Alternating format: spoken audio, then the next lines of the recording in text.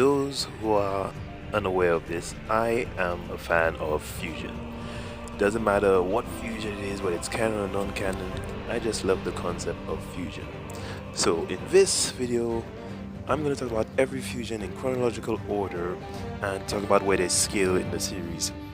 Now obviously none of these characters are going to scale to the level of Dragon Ball fusions. So to keep things fair, I'm going to compare every fusion in chronological order to whoever they face in the arc that they appeared in. Now with that said, let's get on with it. Said we're doing this in chronological order, so we're starting off with Yang from Ōkami Kyōkai 0. In his fight against Era, Yang was able to either nullify or completely negate most of his hack abilities, and then he completely dominated the fight against Era. However, Argoff compared to Era, Argoff would still be on top, even though he is heavily nerfed right now after getting the life beaten out of him by Noble. Even if Yang had to go up against Argoff, Yang would most definitely lose, even despite the fact that Argoff is heavily nerfed right now because of how badly he lost to Noble. Therefore, in conclusion, the standings will be Era, Yang, and then Argoff on top. Next up would be Dragor, who made his debut in the Warriors of the Universe movie made by DragonMasterMxg. For context on how he scales, both Dragon and Victor lost to Yu Shang and Ashley in their strongest forms at the time. Compared to Ashley, Yu Shang resurrected is as strong as she was in Ōkami Kyōkai 0, plus she has a power amp due to that resurrection, and she was able to beat both Dragon and Victor. After fusing, Dragon and Victor formed Dragor, and the two fighters had a relatively close battle, to the point where they couldn't beat him without a last-ditch effort, meaning they put their full power into that final attack just to put him down.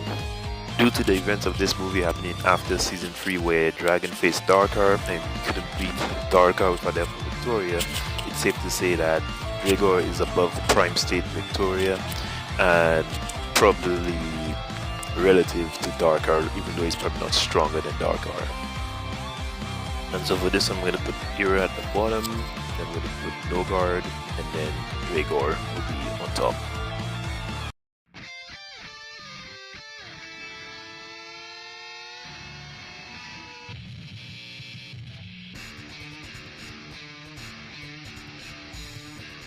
Kara is the fusion between two elite fighters who work under the Wolf Corporation.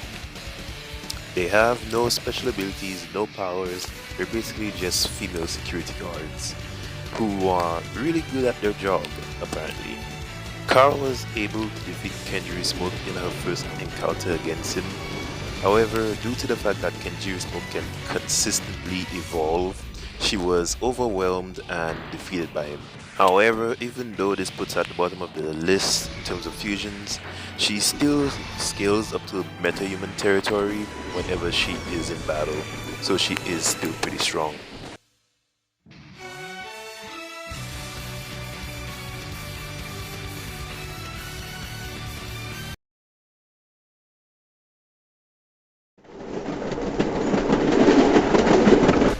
Now we have the sibling fusion of Naya and Alex Reed. These two spent a long time at the Saiyan Temple training with Verdun, and they know how to use Ki unlike Kara. However, similar to Kara, they cannot transform because they're just humans. They're exceptional martial artists. Most of the techniques they know, they taught to Verdun, and just like Kara in Volume 1, they were able to defeat Kenjiri Smoke due to having superior fighting techniques. And like I stated before, Kenjiri Smoke can continuously evolve during combat, so he found a way to sneak away from them for a while so he could evolve yet again, only for their fusion to be undone due to them using too much power.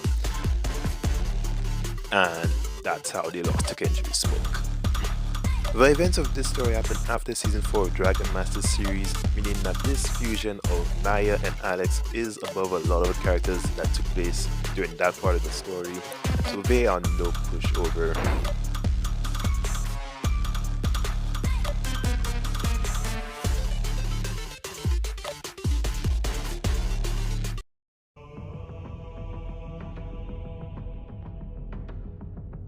And the final fusion for the video is Varia from Ōkami Kyōkai Volume 2.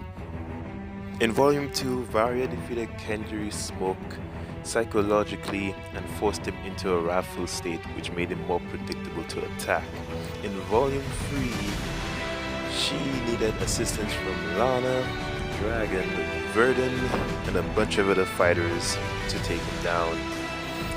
In Volume 2, Kenjiri Smoke scaled on par with Dragor, and in Volume 3, Kenjiri Smoke was basically stronger than everyone to the point where Dragor didn't stand a chance. But that is where the video will end. Some of these fusions we won't get to see again, some of them could come back. But right now, this is where I'm going to leave things. And thank you for sticking around, thank you for watching this video. I hope you enjoyed it.